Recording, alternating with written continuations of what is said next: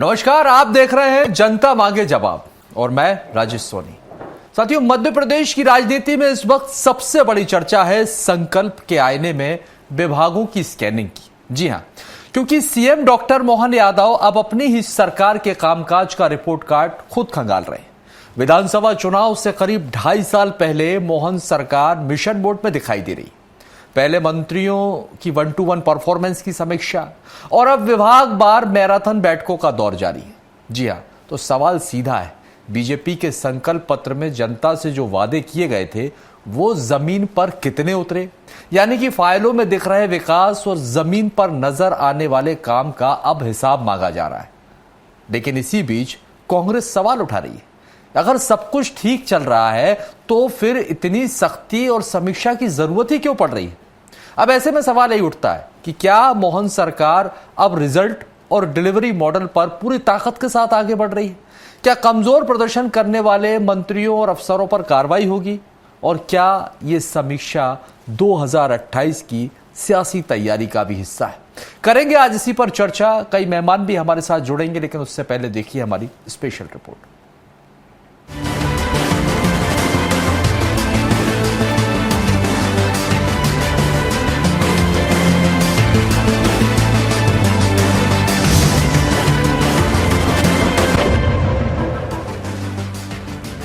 मध्य प्रदेश में अब सरकार का पूरा फोकस घोषणाओं से आगे डिलीवरी और रिजल्ट पर दिखाई दे रहा है। सीएम डॉक्टर मोहन यादव लगातार विभागवार समीक्षा बैठकों के जरिए सरकार के कामकाज की जमीनी हकीकत जानने में जुटे हैं। पिछले दिनों मंत्रियों की 1-to-1 परफॉर्मेंस समीक्षा के बाद अब अलग अलग विभागों की मैराथन बैठकें हो रही हैं। मुख्यमंत्री ये जानना चाहते हैं कि बीजेपी के संकल्प पत्र में किए गए वादों पर कितना काम हुआ, जनता से जुड़े विभागों ने कितनी प्रगति की और मंत्रियों ने जो उपलब्धियां गिराई उनकी असली स्थिति क्या है। इसी कड़ी में आज स्कूल शिक्षा, परिवहन, सहकारिता, जनजातीय कार्य, पशुपालन और लोक निर्माण विभाग की समीक्षा की गई।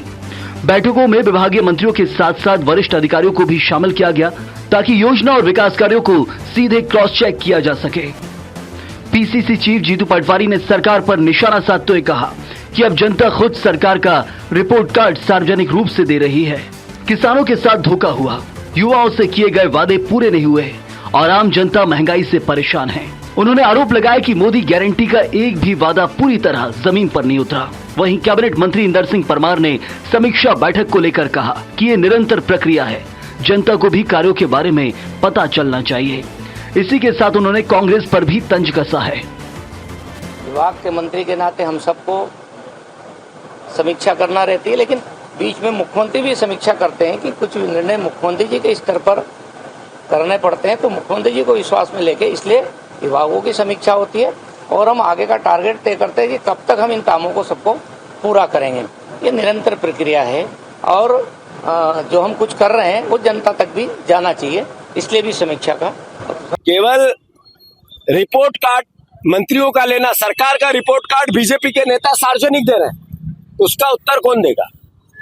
फिर से किसानों के साथ धोखे किए, युवाओं के साथ धोखे किए, आम जन के साथ महंगाई का धोखा किया। जो मोदी गारंटी थी एक पूरी नहीं की। बहरहाल मध्य प्रदेश में विभागीय समीक्षा बैठकों के जरिए मोहन सरकार अब साफ संदेश देने की कोशिश कर रही है कि सरकार का फोकस सिर्फ घोषणाओं पर नहीं बल्कि परिणाम और जवाबदेही पर है। मुख्यमंत्री लगातार विभागों की परफॉर्मेंस पर नजर बनाए हुए हैं ताकि संकल्प पत्र के वादों को तय समय में जमीन पर उतारा जा सके। वहीं विपक्ष इसे सरकार के भीतर की असंतुष्टि और प्रशासनिक कमजोरी से जोड़कर देख रहा है। अब देखना होगा कि संकल्प के आईने में विभागों की स्कैनिंग का ये अभियान सिर्फ समीक्षा बैठकों तक सीमित रहता है या फिर आने वाले दिनों में सरकार कमजोर प्रदर्शन करने वाले विभागों और जिम्मेदार अधिकारियों पर भी बड़ा फैसला लेती है। Payal Chaurasia, special desk report, Bhopal.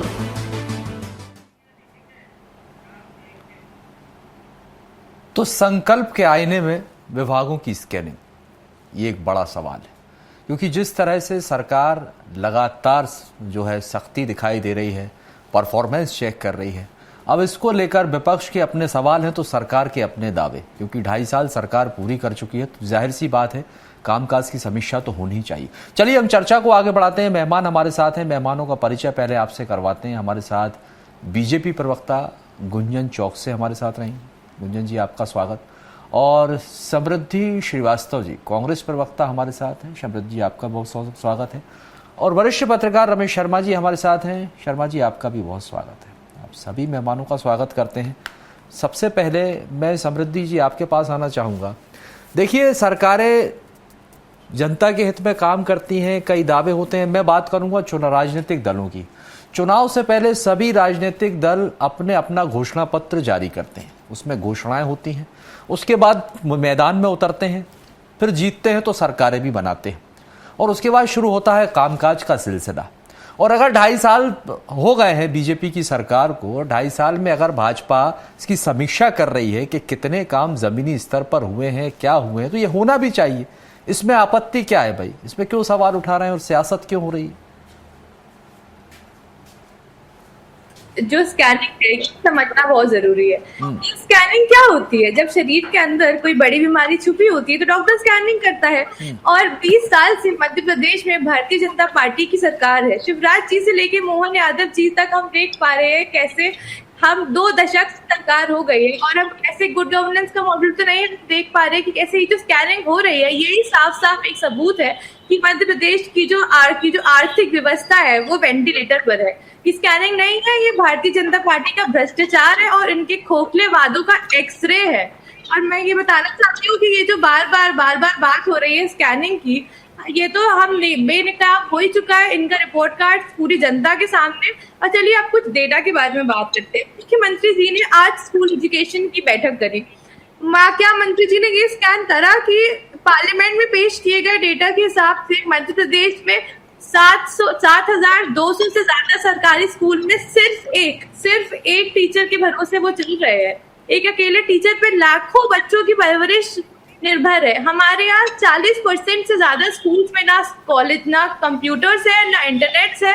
गरीब के बच्चे वहां पे जाते हैं। थोड़ा सोचिए, अगर इनके बच्चे जाते तो इन्हें समझ में आता कि किस प्रकार की आर्थिक व्यवस्था, किस प्रकार का इंफ्रास्ट्रक्चर इन लोगों ने देके रखा है। आर्थिक बैठक में हमने देखा किस प्रकार से आदिवासी कल्याण की बड़ी बड़ी बातें हुई। लेकिन सच्चाई तो ये है ना कि एनसीआरबी के डेटा के हिसाब से मध्य प्रदेश नंबर 1 में है। अत्याचार जो हो रहे हैं, क्राइम्स अगेंस्ट एसटी में मध्य प्रदेश नंबर 1 पे कैसे है जब 20 साल से इनकी सरकार है? एक तरफ हमारे आदिवासी भाई बहनों पे जुल्म होते हैं, दूसरी तरफ हम देख पा रहे हैं किस प्रकार से पैसे के भी पूरा करप्शन हो रहा है। कॉर्पोरेट्स के नाम पे लूट मचा रखी है। आज मध्य प्रदेश का किसान एक बोरी, आप देखिएगा, एक बोरी फर्टिलाइजर के लिए रातों में लंबी लाइनों में खड़ा रहता है। ठंडी धूप कुछ नहीं देखता है वो, और वहां पे भी ब्लैक मार्केटिंग होती है। एंकर जी, हमें ये समझना बहुत जरूरी है कि अगर असली में स्कैनिंग हो रही है तो सबसे पहले स्कैनिंग होनी चाहिए खजाने की, जो हमारे यहाँ ट्रेजरी है। हम देख पा रहे हैं आज मध्य प्रदेश में 5 लाख करोड़ से ऊपर का कर्जा हो गया है हमारे यहाँ। इसका कौन जवाब देगा? इस फाइनेंशियल ईयर में सिर्फ 21 बार मार्केट से इनने कर्जा लिया है, उसका कौन जवाब देगा? रोकूंगा मैं आपको। पूरे प्रदेश को कर्जे की दलदल में लोगों ने डुबो दिया है। तमाम सारे आरोप हैं और आपकी शिकायतों की फहरिस्त बहुत लंबी है। लौट रहा हूँ आपके पास। रमेश जी, आपके पास आना चाहूँगा। सर, कैसे देखते हैं जिस तरह से लगातार सख्ती दिखाई दे रही है, परफॉर्मेंस चेक किया जा रहा है, 2.5 साल बाद मोहन सरकार 2.5 साल पूरे कर चुकी है, तो इसके क्या मायने हो जाते हैं? क्या आने वाले समय में आगामी जो चुनाव है 2028, परफॉर्मेंस के आधार पर कुछ बदलाव हो सकते हैं, या इस बदलाव को ऐसे देखा जाए, इस कसावट को ऐसे देखा जाए कि ये चुनाव के मद्देनजर ये अभी से जो है तैयारी शुरू हो गई है?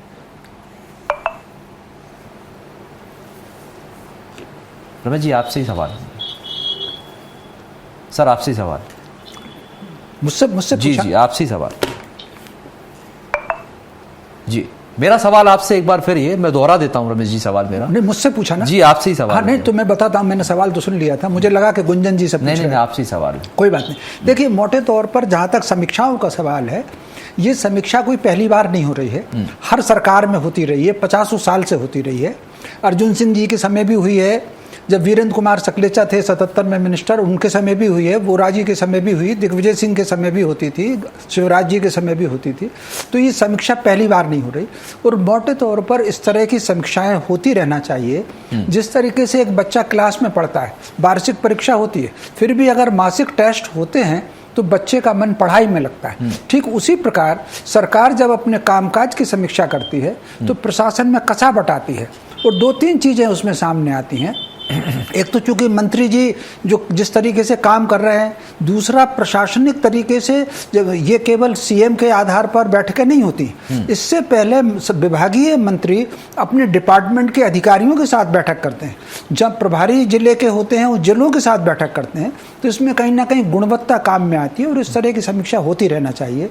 अब जहाँ तक आरोपों का सवाल है, तो मैं समझता हूँ जिस तरीके से हॉकी में हाफ टाइम के बाद पाला बदल जाता है और जो टीम जिस पाले की हिफाजत कर रही होती है, हाफ टाइम के बाद वो उसी में गोल डालती है। तो ठीक उसी प्रकार सरकार जब बदलती है, जो आरोप इस समय कांग्रेस लगा रही है, जब भाजपा विपक्ष में थी तो लगभग यही आरोप भाजपा लगाती थी, अब वही आरोप कांग्रेस लगा रही।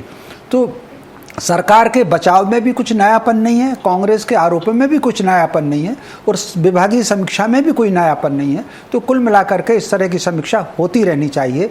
इसमें जो सबसे बड़ी बात, एक बात और कहकर बात खत्म कर रहा हूँ, हर मुख्यमंत्री ने मंत्रियों को ये कहा है, कलेक्टरों को ये कहा है, कांग्रेस ने भी कहा है और भाजपा ने भी कहा है कि वो जाकर के गांव में रात बिताएं, अपने प्रभार के जिलों में रात बिताएं। तो इस तरह की समीक्षा में ये बात भी सामने आती है, कितने कलेक्टरों ने अपने जिला मुख्यालय के अलावा कहीं दूसरी जगह रात बिताई है, कितने प्रभारी मंत्रियों ने अपने प्रभार के जिलों में रात बिताई है। इससे गुणवत्ता होती है, कसावट आती है। जी निश्चित तौर पर ये कसावट होना भी चाहिए, क्योंकि जिस तरह से समीक्षा हो रही है, मैं समृद्धि जी एक बार फिर आपके ही पास लौटूंगा। देखिए किस तरह से, कितने अच्छे तरीके से एक एग्जाम्पल दिया यहाँ पर शर्मा जी ने। उन्होंने कहा है, हॉकी की टीम का एक एग्जाम्पल दिया कि देखिए आधे खेल के बाद जो है टीम बदल जाती है फिर नए तरीके से, और ये भी कहा कि आप लोगों के समय पर भी समीक्षाएं हुआ करती थी। तो ये तो अच्छी बात है, समीक्षा होना चाहिए। अब इसमें इस तरह के आरोप तो नहीं होना चाहिए। कोई इसमें कोई नई बात तो है नहीं कि भाई भाजपा अभी कर रही हो, ये प्रथा तो लंबे समय से चली आ रही। एंकर जी, बात है कि हमारे पंच बिल्कुल साफ है। हम ये जानना चाह रहे हैं, तो बिल्कुल विपक्ष भी होने के पीछे जो हमारी भूमिका है वो हम निभा रही है, जनता की हम आवाज उठाए के। और जिस प्रकार से मेरे आदरणीय शर्मा जी ने बोला कि इस प्रकार से कांग्रेस सरकार हुई, तो बिल्कुल कांग्रेस में तो बिल्कुल ट्रांसपेरेंसी की नीति है, हर चीज डायलॉग पे होती है, सब बहुजन हिताय बहुजन सुखाय की हमारी परिभाषा है, हर प्रकार के दलितों शोषितों को आगे ले जाने की हमारी मंशा है। तो बिल्कुल हमारे टाइम पे भी होती थी और इस प्रकार से हम देख सकते हैं अलग अलग रिफॉर्म्स भी आए मध्य प्रदेश सरकार में जब कांग्रेस का चुना। पर सवाल ये है कि जिस प्रकार से लोन लेके आप जो हम स्कीम्स चला रहे हैं, उसका जवाबदेही कौन है? आप मुझे बताइए, आज मध्य प्रदेश कर्जे में डूबता जा रहा है, उसका जवाबदेही कौन, उसका आंसर कौन देगा? देखिए प्रदेश के हित में, जनता के हित में हर सरकारें लोन लेती हैं। ऐसा तो है नहीं कि सिर्फ भाजपा ही आप लोगों ने लोन नहीं लिया, तो सभी लोन लेते हैं। ठीक है, मैं लौट रहा हूँ आपके पास। हमारे साथ गुंजन चौकसे जी, भाजपा प्रवक्ता, जुड़ेंगे। गुंजन जी स्वागत है आपका।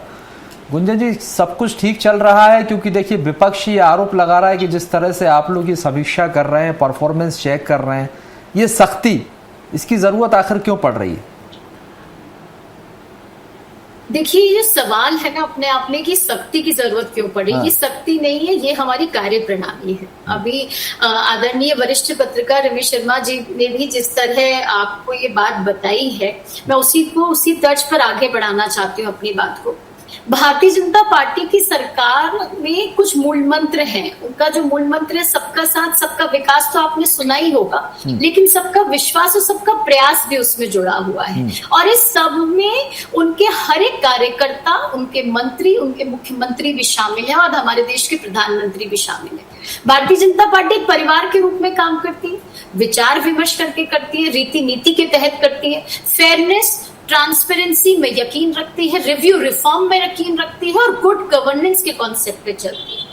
और गुड गवर्नेंस क्या है? जब हम हमारे प्रतिनिधि को जनता के बीच भेजेंगे और जनता के लिए वो क्या काम कर रहे हैं इसकी रिपोर्टिंग लेंगे, इसी को गुड गवर्नेंस कहा जाता है। तो ये तो बहुत अच्छी बात है ना, जनता को तो खुश होना चाहिए, आपको खुश होना चाहिए, मुझे ऐसा लगता है कि कांग्रेस को भी खुश होना चाहिए। अगर प्रदेश के लिए हम हमारे मंत्रियों के साथ हमारे हर एक पूरे परिवार को एक बार साथ बैठाकर अगर इस पे ये जो विजन के साथ चल रहे हैं और उस मिशन तक हम पहुंच पा रहे हैं कि नहीं पहुंच पा रहे, इसका अगर आकलन कर रहे हैं तो इसका बेनिफिशियरी कौन है?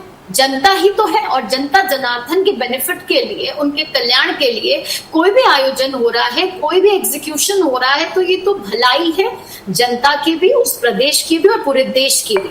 लेकिन यही बहुत दुख की बात है कि हर एक विषय पर राजनीति करने से बाज नहीं आते कांग्रेस के नेता। हर एक विषय को अपनी राजनीतिक रोटियां सेकने का काम करते हैं। अरे जहां अच्छा कर रही सरकार तो तारीफ करिए, कहिए कि आपने अच्छा काम किया। वो तो ये कह रहे हैं कि मोदी की गारंटी दी थी, आज किसान परेशान है, युवा बेरोजगार है, महंगाई चरम पर है, सारी गारंटी फेल है, जिसको लेकर आप लोग वापस सत्ता में आए थे। इसकी तारीफ करूं मैं गुंजन जी, आप मुझे बताइए। ठीक है, रुक जाइए समृद्धि जी, आपके पास गुंजन जी से सवाल, गुंजन जी से आपका ही सवाल लिया, रुक जाइए। हाँ। देखिए, ये जो लोग कह रहे हैं इनके पास कितने वर्ष थे, मध्य प्रदेश की भी अगर मैं बात कर लूं तो, लेकिन उस समय मध्य प्रदेश का क्या हाल था ये आपको हमें शायद बताने की जरूरत नहीं है। बिजली भी नहीं था उस समय प्रदेश में, पानी नहीं था, स्वच्छता नहीं थी। आज वही प्रदेश एक डेवलप प्रदेश के तौर पर आया है। तो ये किसकी सरकार में काम हुआ है? भारतीय जनता पार्टी की सरकार में काम हुआ।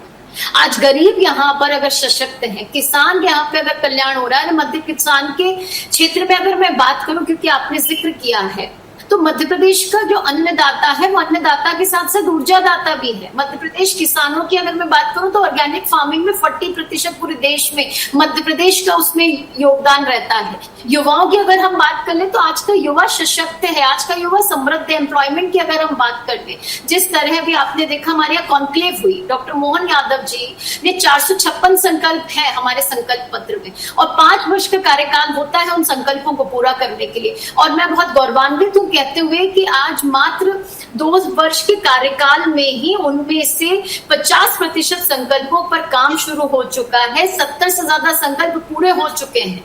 हम सिर्फ कागजों पर काम नहीं करते, हम धरातल पे कर रहे हैं। ये जो कह रहे हैं ना कांग्रेस के नेता, ये सिर्फ करनी और कथनी पे फर्क बताने वाले हैं। ये तो आप धरातल पर काम कर रहे हैं, इसीलिए ये सख्ती दिखाई दे रही है। जांचना पड़ रहा है, चेक कर रहे हैं जमीनी स्तर पर हकीकत क्या है। यदि इतने काम हो गए हैं तो जमीनी स्तर पर हकीकत क्या है, यही जांचने के लिए पहुंचे हैं क्या? तो जमीनी स्तर पर हकीकत आपको और हमको दिख रही है ना। आज अगर मध्य प्रदेश आगे बढ़ रहा है ऊर्जा के क्षेत्र में, मेड इन इंडिया की हम बात करते हैं, मोदी जी हम तो मेड इन मध्य प्रदेश की बात करते हैं। उमरिया में रेल कोच फैक्ट्री का आप उदाहरण ले लीजिए, आप स्वदेशी की कई ऐसे उदाहरण कर लीजिए, आप एम्प्लॉयमेंट की बात कर लीजिए, आप आयुष्मान योजना की बात कर लीजिए, आप प्रधानमंत्री आवास योजना की बात कर लीजिए, आप महिलाओं के सशक्तिकरण की बात अब आपके पास लौट रहा हूं, रिजर्वेशन की बात कर लीजिए। ठीक है गुंजन जी, रुक जाइए। रमेश शर्मा जी आपके पास, ठीक, वरिष्ठ पत्रकार रमेश शर्मा जी, ठीक है रुकिए आ रहा हूँ गुंजन जी आपके पास, लौट रहा हूँ बाप। रमेश शर्मा जी आपके पास आऊँ। सर कैसे देखते हैं, क्योंकि देखिए लगातार दावे ये हैं कि जो घोषणा पत्र में वादे किए हैं 2 साल में हमने पूरे किए। सत्ता पक्ष की तरफ से यही कहा जा रहा है कि हम 50% से ज्यादा पूरे कर चुके हैं, लेकिन विपक्ष के अपने आरोप हैं। तो जाहिर है कि विपक्ष सहमत तो होगा ही नहीं, लेकिन अगर जो बताया जा रहा है उसकी जमीनी हकीकत आखिर क्या है, क्या सरकार का जो रिपोर्ट कार्ड है क्या वो देखा जाए तो इस समय सरकार सही जा रही है? जो वादे किए थे उसमें आगे निकलते हुए नजर आ रहे हैं, जनता को उसका लाभ मिल पा रहा है? देखिए, मोटे तौर पर यहाँ 2 बात है, एक बात सैद्धांतिक है और दूसरी व्यवहारिक। सैद्धांतिक तरीके से सरकार ये निर्णय ले रही है कि जो घोषणा पत्र में उन्होंने वादे किए थे वो क्रमशः उस पर निर्णय हो रहे हैं, लेकिन व्यवहारिक पक्ष उसका ये है कि उनके क्रियान्वयन में उतनी तेजी नहीं दिखती है, उतनी सकारात्मकता, उतनी सक्षमता नहीं दिखती है जितना कई बार सरकार दावे करती है। मैं समझता हूँ मध्य प्रदेश की वर्तमान सरकार को भी अपने क्रियान्वयन पर थोड़ा सा जोर देना चाहिए। उनके निर्णय ठीक है, उनकी नीयत भी ठीक है, नीति भी ठीक बना रहे, लेकिन कहीं ना कहीं जमीनी स्तर पर थोड़ा बहुत अंतर आ रहा है, उसको उनको उस तरफ ध्यान देना चाहिए। दूसरी एक और बात मैं आपको बताऊं, समस्याओं के लिए उनके समाधान के प्रारूप में परिवर्तन आना चाहिए। एक छोटा सा उदाहरण मैं आपको देना चाहता हूं, जैसे बेरोजगारी की समस्या है। बेरोजगारी की समस्या मान करके चलिए कि आने वाले समय में और बढ़ने वाली है। जिस तरीके से एआई आ रहा है, एक अल्बानिया देश है, वहाँ तो प्रधानमंत्री उन्होंने एआई बनाया हुआ है, सांसदों के पीए वो एआई बना रहे हैं। चीन में 100 ऐसी फैक्ट्रियां बन गई हैं जो टोटल काम मशीनें कर रही हैं, वहाँ एक भी आदमी नहीं है। आगे चल करके ये आई अब आएगा।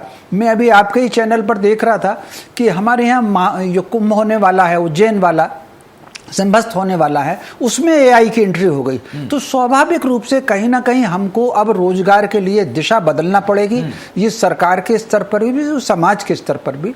दूसरा, कहीं ना कहीं सरकार को उनके जो प्रशासन है, लाइन ऑर्डर की सिचुएशन है और प्रशासन की कसावट है, उसकी तरफ सरकार को ध्यान दिया जाना चाहिए। जी निश्चित तौर पर, क्योंकि देखिए तकनीक का समय आ गया है और इसी का इस्तेमाल कर कर आज का युवा आगे भी बढ़ रहा है। लेकिन जरूरी यही हो जाता है गुंजन जी, ठीक है, उन्होंने यही कहा कि आप लोग योजनाएं चला रहे हैं, अच्छी बात, और प्रशिक्षण शिविर भी लगाए जा रहे हैं, सारी चीजें सही, लेकिन वास्तविकता क्या, उनका क्रियान्वयन सही तरीके से होना चाहिए। जिनकी जिम्मेदारी है उनकी जवाबदेही भी तय होना चाहिए। ये बहुत अहम हो जाता है। इसमें जरा तेजी लाने की जरूरत बात करूंगी कि जहां पर अगर कहीं नेग्लिजेंस भी पाया जाता है, आपने देखा होगा डॉक्टर मोहन यादव जी जब आए थे मुख्यमंत्री बनकर, तो उन्होंने शुरुआती 6 महीने में आपने देखा होगा कितने सारे अधिकारियों के भी ट्रांसफर हुए हैं और सस्पेंशन हुए हैं। और उन्होंने अनगिनत बार मंचों से अपनी मंशा को साफ रखा है कि यहाँ मध्य प्रदेश में किसी भी रूप में लापरवाही नहीं बर्दाश्त होगी, किसी भी प्रकार में अपराध को नहीं बर्दाश्त किया जाएगा और नो टॉलरेंस की रीति नीति पर यह सरकार काम करेगी। और अगर कहीं पे नेग्लिजेंस पाया जाता है तो हम अधिकारियों का भी तबादला होता है। तो ये एग्जीक्यूशन की एक वैसी कड़ी है जो सख्ती से पालन करने के लिए काम हो रहा है। और ये जो बैठकें हैं, ये उसी एग्जीक्यूशन का ही तो रिजल्ट है। वो एग्जीक्यूशन हो रहा है कि नहीं, योजनाओं का बेनिफिशियरी तक पहुंच रहा है कि नहीं, उनको लाभ मिल रहा है कि नहीं, इसी के लिए बैठक हो रही है, इसी के लिए आकलन हो रहा है, इसी के लिए ग्राउंड लेवल इसीलिए बैठक हो रही है कि जवाबदेही तय हो सके। सरकार गंभीर है भाई। चलिए समृद्धि। मेरी गुंजन जी से बस 5 सवाल है। आपने कहा कि अकाउंटेबिलिटी और जवाबदेही की बात, आपको पता है मैं मध्य प्रदेश की जबलपुर जिले से आती हूँ और बरगी डैम में क्या हादसा हुआ हम सब जानते हैं। ये है आपकी जवाबदेही। और आपने बोला कि नारियां सुरक्षित है। आपके सीएम ऑफिस से 30 किलोमीटर के अंदर एक नारी का सुरक्षित होता है और आप कहते हैं कि महिला सुरक्षित है। आप कहते हैं स्कूल आगे चल रहा है। आप ये मैं नहीं बता रही हूँ, पार्लियामेंट का डेटा बता रहा है कि कैसे मध्य प्रदेश में 7,200 से ज्यादा सरकारी स्कूल सिर्फ एक टीचर के भरोसे चल रहे हैं। इसको तो क्या कहेगी?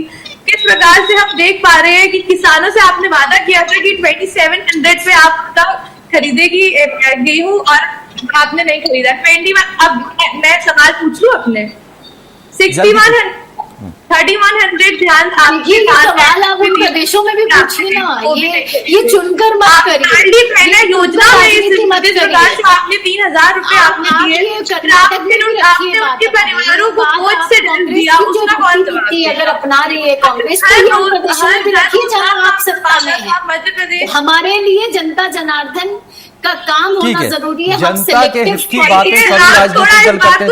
रुक जाइए दोनों रुक जाइए समृद्धि जी रुक जाइए, गुंजन जी रुक जाइए। मैं वरिष्ठ पत्रकार शर्मा जी आपके पास। शर्मा जी, क्या ये ऐसे देखा जाए, देखिए सरकार कहती है कि हम जनता को लेकर गंभीर हैं, चाहे उनकी योजनाएं हों, उनके हित को लेकर गंभीर हैं, लेकिन अगर कुछ काम समय पर पूरे नहीं हो पाते, अभी आपने भी कहा क्रियान्वयन में तेजी होना चाहिए, तो क्या मंत्रियों और अफसरों के बीच सही तालमेल नहीं है जिसकी वजह से जो डिले होता है यहाँ पर क्रियान्वयन ठीक तरीके से नहीं हो पाता? क्या ये वजह हो सकती है? देखिए, मोटे तौर पर एक बात समझ लीजिए, सरकार अगर बदलती है तो वो 30-35 मंत्री बदलते हैं, बाकी पूरा का पूरा सिस्टम पटवारी से लेकर चीफ सेक्रेटरी तक है, चौकीदार से लेकर के डीजीपी तक वो पूरा का पूरा सिस्टम रहता है। तो कहीं ना कहीं सिस्टम के भीतर काम के प्रति, जनता के प्रति जवाबदेही का अभाव है। एक छोटा सा मैं उदाहरण बताऊं, आपको भोपाल में 20 किलोमीटर पर घंटे की रफ्तार से गाड़ी चल नहीं सकती। यहाँ आपको चौराहे पर खड़े मिल जाएंगे हेलमेट की और सीट बेल्ट की पकड़ने के लिए, आप जबकि बंदूकों को लेकर के गुंडे अब घुस रहे हैं, हत्याएं कर रहे हैं। पुलिस वाले पकड़ा रहे हैं रिश्वत लेने में, हवाला की रकम का बंटवारा हो रहा है। तो कहीं ना कहीं कसावट जो है वो कहीं ना कहीं प्रशासन के स्तर पर आना चाहिए। नगर के चौराहे पर चालान बनाने के लिए पुलिस वालों को नहीं खड़े होना चाहिए, हाईवे पर खड़े होना चाहिए। एक्सीडेंट हाईवे पर होते हैं। तो कुल मिलाकर के केवल दिखावट सजावट का काम प्रशासन को थोड़ा दूर रहना चाहिए। इस पर कंट्रोल करने की बहुत जरूरत है, जमीनी स्तर पर काम करने की जरूरत है। प्रशासन को कहीं ना कहीं जनता की जवाबदेह बनाना बहुत आवश्यक है। ये जो समीक्षाएं होती हैं, इन समीक्षाओं में इस तरफ कदम बढ़ता है, कहीं ना कहीं प्रशासन के भीतर भी जवाबदेही आती है। इस पर थोड़ी सी और सख्ती की आवश्यकता है। जिस विषय पर हम आज डिबेट करने बैठे हैं कि समीक्षा विभागीय हो रही है, ये विभागीय समीक्षा केवल मुख्यमंत्री जी कर रहे हैं, हाईकमान का आदेश आ गया वहां तक सीमित ना रहे। मंत्रियों को निकलना चाहिए अपने प्रभार के जिलों में, कलेक्टर को लगाना चाहिए, वो जनसुनवाई में कितने एप्लीकेशन आए, कितने निपटे हैं, इन सब चीजों पर फिर एडवांस प्लानिंग होना चाहिए। बस एक वाक्य कह करके खत्म करता हूं। सरकार किसानों के हित में बहुत निर्णय ले रही है, लेकिन खरीदी इस बार तारीख क्यों बढ़ी? कि चूंकि बारदाने का अभाव था। भाई एडवांस में आपने बारदाने की तैयारी क्यों नहीं की? ये जो इस तरह के काम व्यवहारिक दृष्टि पर सरकार को उधर ध्यान देने की जरूरत है। जी, निश्चित तौर पर तैयारियां पहले से होना चाहिए। और एक और अहम बात कि देखिए, अपराधी मर्डर कर चला जाए, अपराध कर चला जाए, लेकिन पकड़ा वह जाएगा जिसने हेलमेट नहीं लगाया या फिर सीट बेल्ट नहीं लगाया। ये यहाँ पर अव्यवस्थाएं, ये बहुत ही गंभीर मसला हो जाता है। बहुत बहुत शुक्रिया आप सभी मेहमानों का हमारे साथ चर्चा में शामिल होने के लिए। तो देखिए, साफ है कि मोहन सरकार अब सिर्फ घोषणाओं पर नहीं बल्कि रिजल्ट और डिलीवरी मॉडल पर फोकस करती नजर आ रही। मुख्यमंत्री खुद विभागों की समीक्षा कर जमीनी हकीकत पर नजर बनाए हुए। अब देखना यह होगा कि ये कवायद सिर्फ बैठकों तक सीमित रहती है या कमजोर प्रदर्शन पर जवाबदेही भी तय होती है। फिलहाल के लिए इतना ही, और आगे की खबरों के लिए आप देखते रहिए स्वराज एक्सप्रेस।